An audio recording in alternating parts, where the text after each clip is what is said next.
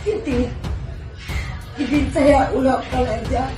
Ternyata gaji driver MBG itu jauh lebih layak ketimbang teman-teman yang mencerdaskan anak bangsa. Miris hati saya. Kalau mungkin teman-teman yang mungkin punya suami mapan atau mungkin teman dia sendiri untuk mencari pemilu dia itu, alhamdulillah. Tapi bagaimana, apakah banyak saudara-saudara saya hanya berpatok dari situ? Yang kedua adalah kami bangga pakai seragam ini. Kami bangga pakai seragam. Boxing gaji guru honorer 3 bulan. Alhamdulillah, tetap bersyukur.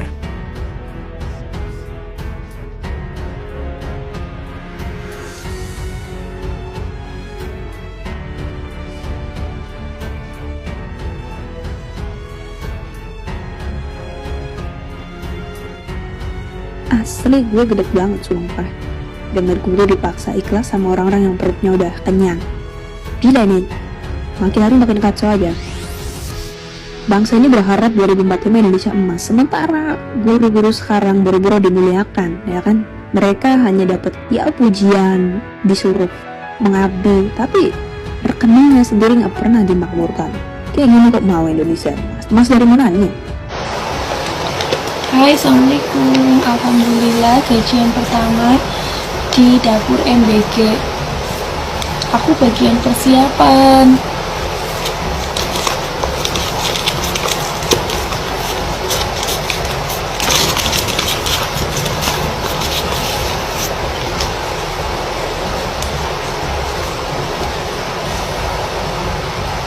Alhamdulillah ya, tetap semangat ya teman-teman relawan MBG. Dadah.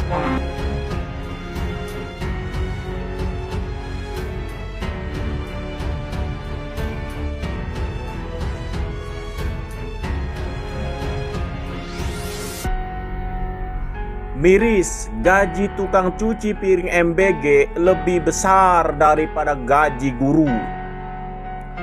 Negara ini bukan lagi salah urus tapi salah niat. Karena gini ya, ini bukan lagi soal angka, ini soal urutan nilai hidup. Ini soal apa yang dianggap penting dan apa yang dianggap remeh. Kalau orang yang kerjanya nyuci piring digaji lebih tinggi daripada orang yang kerjanya ngebentuk otak manusia, itu cuma berarti satu, negara ini lebih takut piring kotor ketimbang otak kosong. Dan itu bukan metafora, ini beneran kejadian. Tukang cuci piring digaji 2,7 juta, pengantar ompreng 3 juta, sementara guru honorer 300 ribu. 300 ribu itu bukan gaji, itu uang kasihan. Itu uang buat nyuruh diem. Itu uang buat bilang lo penting, tapi usahain jangan hidup dari sini. Dan kita masih sok kaget kenapa bangsa ini isinya makin hari makin banyak orang bego yang pede. Orang licik yang jadi panutan, orang tolol yang dapat panggung. Ya karena dari hulunya aja kita ngajarin satu pesan ke semua orang pinter. Kalau lo mau hidup layak, jangan jadi guru. Kalau lo mau berguna buat bangsa, siap-siap hidup kayak tai. Ini sistem yang mengusir orang pintar dari dunia pendidikan secara halus tapi kejam. Terus negara teriak, kenapa kualitas pendidikan turun? Kenapa anak-anak sekarang dangkal? Kenapa SDM kita kalah saing?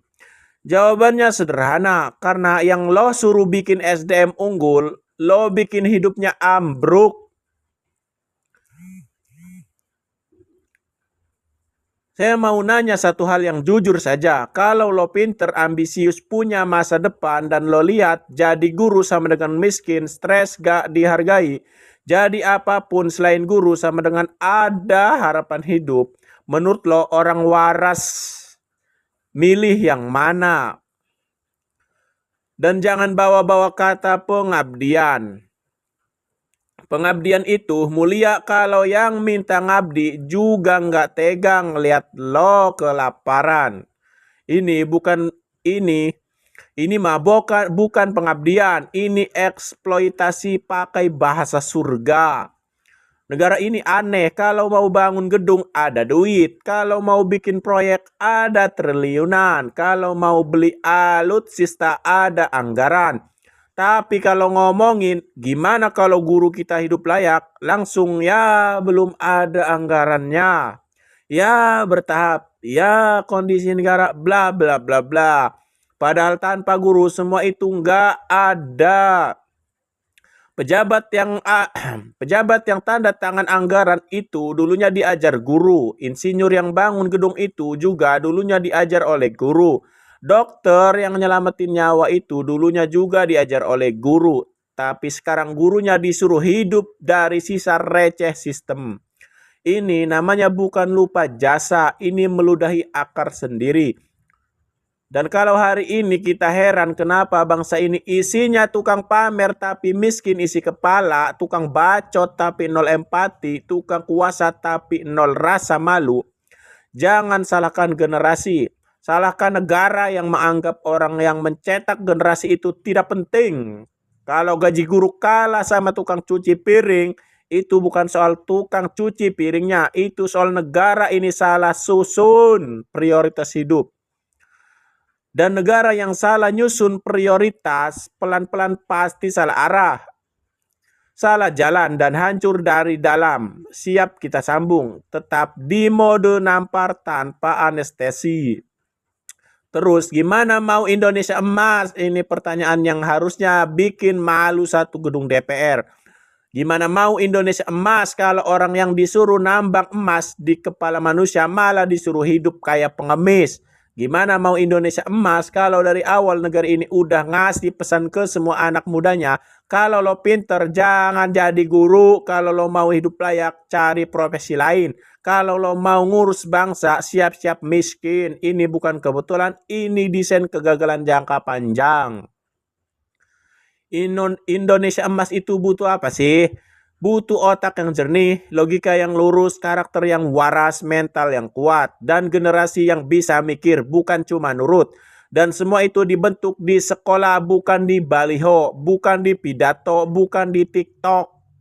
Tapi sekarang orang yang disuruh membentuk itu semua, hidupnya justru dibentuk oleh kecemasan. Besok makan apa ya?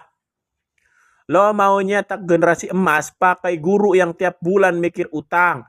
Ini kayak mau bikin mobil balap tapi lo ngirit di mesinnya. Bodinya boleh emas, catnya boleh mewah tapi dalamnya mesin rongsok. Dan kita heran kenapa jalannya ngos-ngosan.